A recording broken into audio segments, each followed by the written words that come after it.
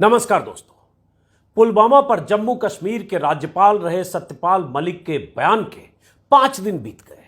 न केंद्र सरकार की तरफ से कोई जवाब आया, न पीएम मोदी की तरफ से, न ही तब के गृह मंत्री और अब के रक्षा मंत्री राजनाथ सिंह की तरफ से। सत्यपाल मलिक अब भी अपने बयान पर कायम है, लेकिन सरकार की तरफ से सन्नाटा है।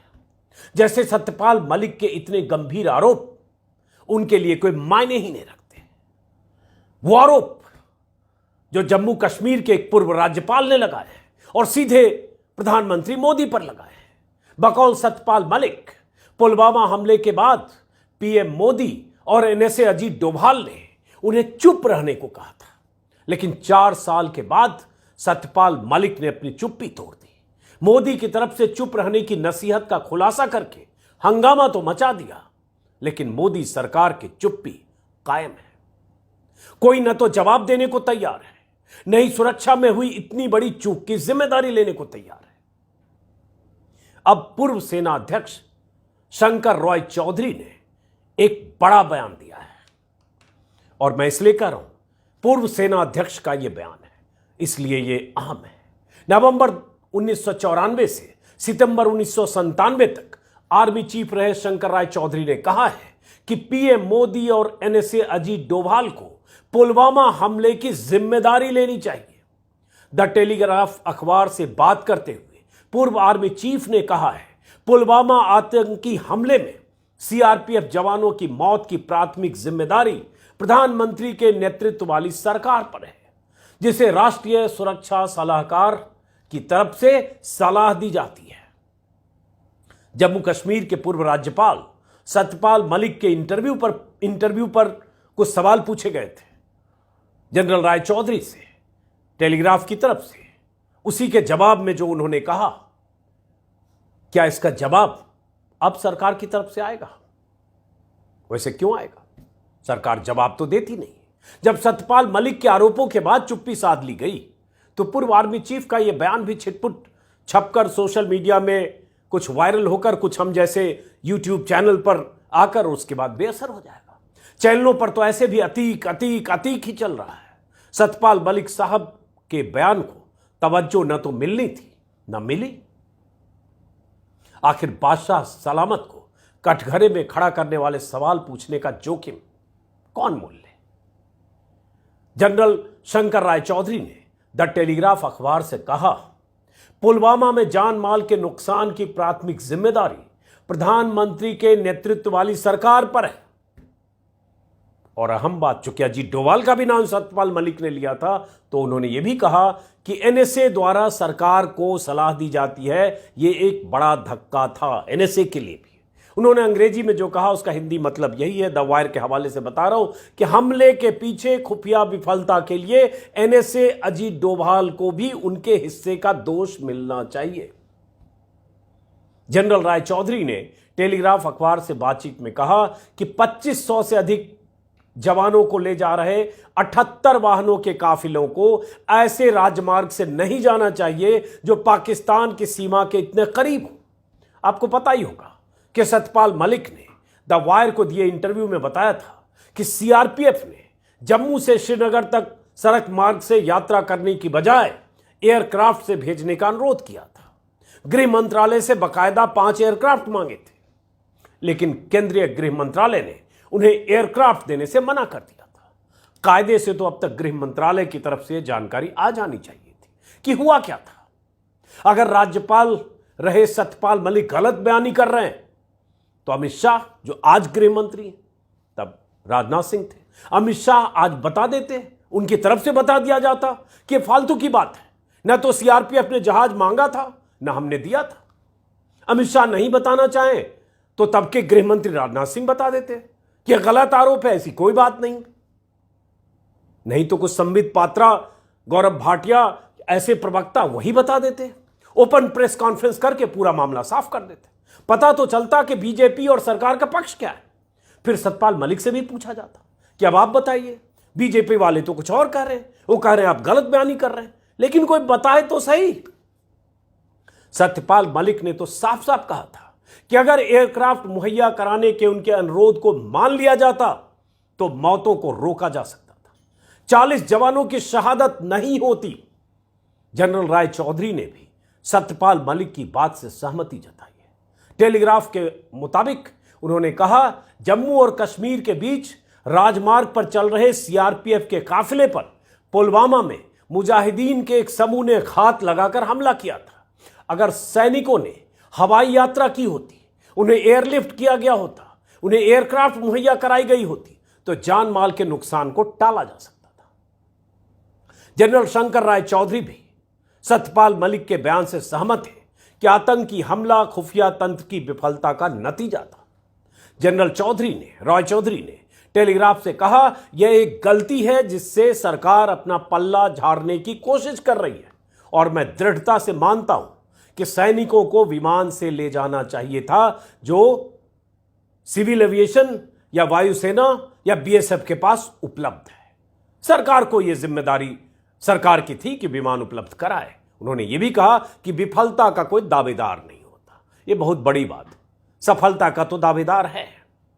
देश के आर्मी चीफ रहे किसी जनरल का यह कहना मामूली बात नहीं है। मामूली बात तो पुलवामा हमले के वक्त जम्मू कश्मीर के राज्यपाल रहे शख्स का इतना बड़ा आरोप भी नहीं है। लेकिन सत्ता में बैठे लोगों को क्या फर्क पड़ता है।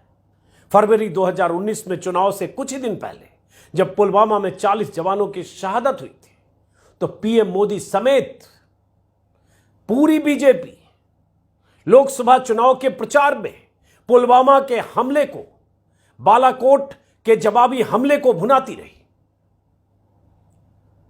पीएम मोदी खुले तौर पर वीर शहीदों के नाम वोट मांगते रहे और जो लोग पुलवामा हमले के वक्त सरकार की लापरवाही और खुफिया तंत्र की विफलता पर सवाल उठाते रहे, उन्हें गालियां मिलती रही, ट्रोल किया जाता रहा।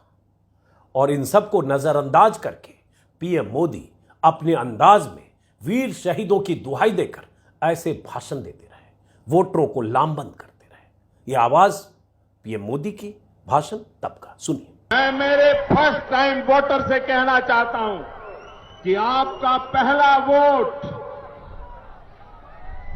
पुलवामा में जो वीर शहीद हुए, उन वीर शहीदों के नाम आपका वोट समर्पित हो सकता है क्या? मैं मेरे फर्स्ट टाइम वोटर से कहना चाहता हूं।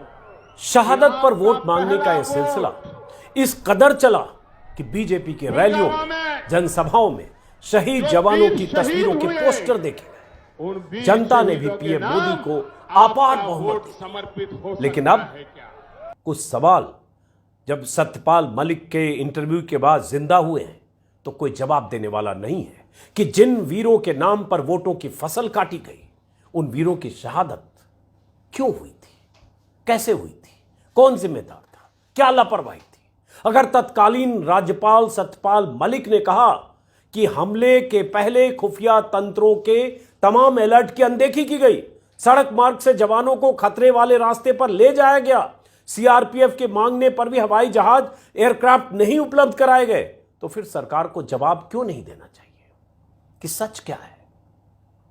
CRPF people ask for aircraft to ferry their people because इतना बड़ा कॉन्वॉय कभी रोड से नहीं जाता है। आपसे पूछा था जी? आपसे ये मेरे से नहीं, जो जिससे कंसर्न थे, होम मिनिस्ट्री से पूछा, राजनाथ जी के यहाँ, दे रिफ्यूज टू गिव। अगर मेरे से पूछते तो मैं एयरक्राफ्ट देता उनको, कैसे भी देता। 5 एयरक्राफ्ट की जरूरत थी सिर्फ, उनको एयरक्राफ्ट नहीं दिया गया। ये आप इंपॉर्टेंट चीज कह रहे हैं। होम मिनिस्ट्री से इजाजत मांगी एयरक्राफ्ट के लिए and home ministry refuse to give. Yes, and I told it to the prime minister same evening कि ये हमारी गलती से हुआ है, अगर हम एयरक्राफ्ट दे देते तो ये नहीं होता। तो उन्होंने मुझे कहा कि तुम अभी चुप रहो।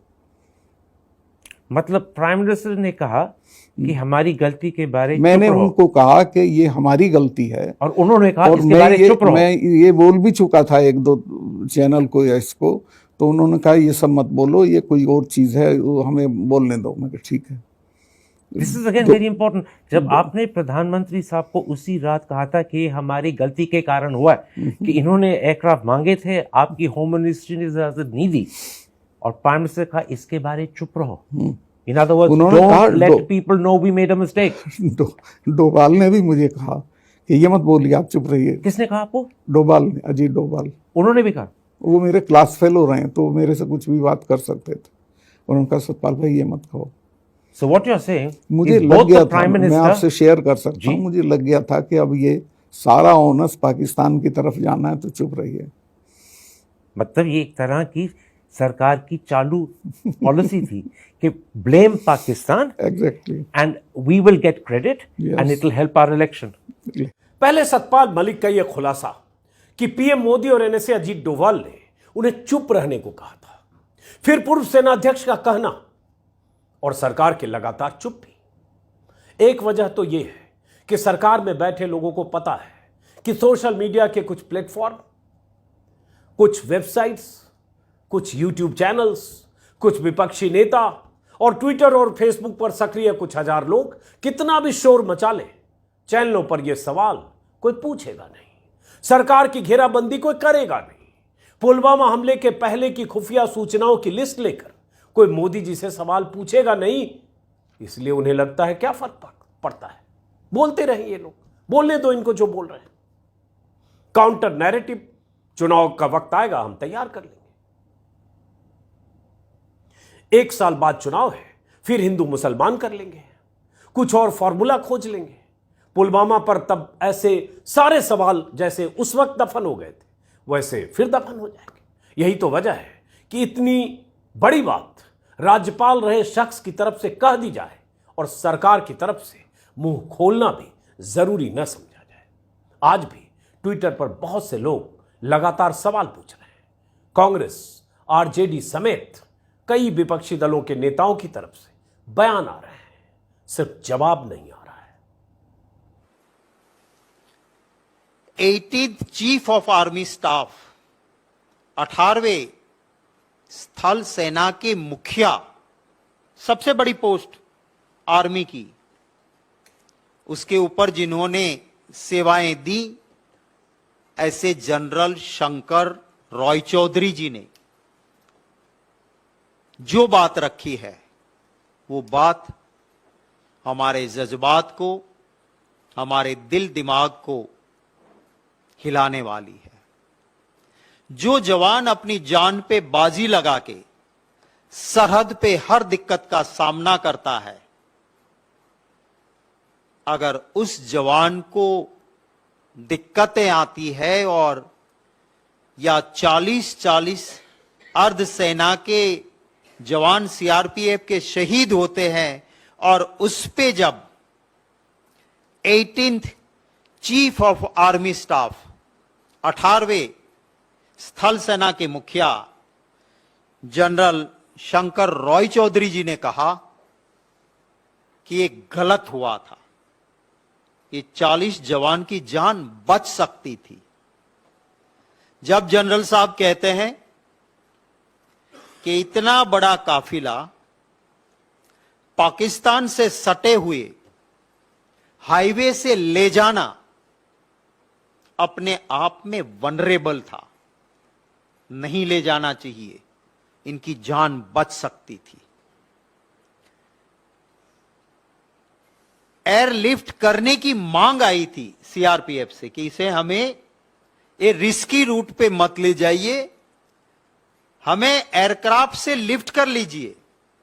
क्यों नहीं किया गया?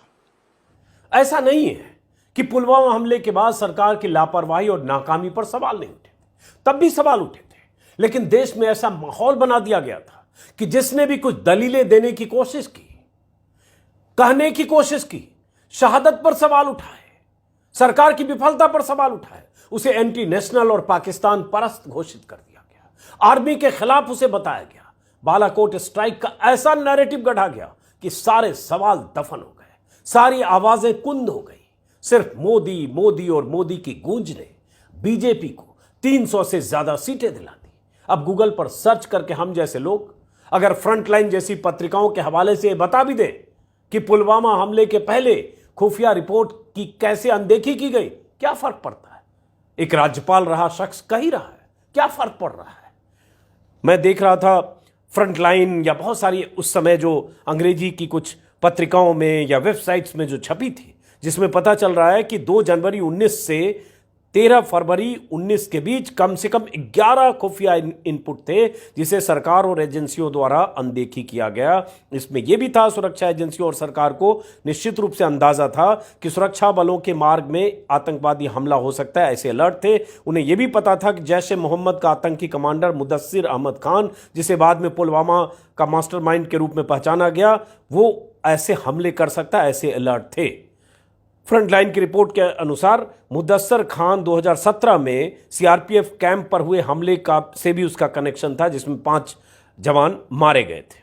और उस समय यह भी हुआ था कि दिग्विजय सिंह ने 8 फरवरी 2019 को पुलवामा हमले को लेकर ट्विटर पर एक खुफिया अलर्ट नोट साझा किया था, जिसमें एजेंसियों को निगरानी रखने को लेकर बात की गई थी। उस पोस्ट को रीट्वीट करने से रोक दिया गया था। और पुलवामा हमले के 1 साल बाद जब पहली बरसी थी, तब राहुल गांधी ने सवाल किया कि हमले से सबसे ज्यादा फायदा किसे हुआ। राहुल के सवाल के बाद पूरी बीजेपी एक्टिव हो गई और उन्हें पाकिस्तान परस्त कहा गया। ऐसी बहुत सारी चीजें हैं कि पुलवामा के वक्त, पुलवामा के बाद, उसी में 19 जून 2019 को जब सरकार बन गई मोदी जी की दोबारा, राज्यसभा में एक सवाल के जवाब में क्या पुलवामा आतंकी हमले का कारण खुफिया जानकारी की विफलता थी, तब गृह राज्य मंत्री किशन रेड्डी ने लिखित जवाब में कहा, नो सर, सभी एजेंसियां समन्वय के साथ काम कर रही थी और कहीं कोई ऐसी बात नहीं थी। जबकि खुफिया अलर्ट ऐसी थी जिसकी अनदेखी की गई, जिसका जिक्र सत्यपाल मलिक ने अपने इंटरव्यू में भी किया है। मैं उस विस्तार पर अब फिलहाल नहीं जा रहा हूं।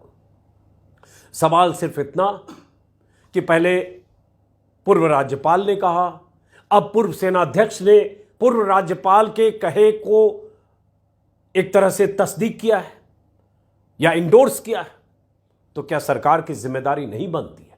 क्यों बताए कि सच क्या है, बताए कि सत्यपाल मलिक गलत बोल रहे हैं, यह बताए कि सत्यपाल मलिक ने बतौर राज्यपाल जब थे प्रधानमंत्री मोदी को कोई फोन नहीं किया था, या बताए कि फोन किया था जब प्रधानमंत्री मोदी पुलवामा हमले के वक्त जिम कॉर्बेट नेशनल पार्क में शूटिंग कर रहे थे, बेयर ग्रिल्स के एक शो की, बहुत शानदार शो जिसका कई महीनों बाद प्रसारण हुआ।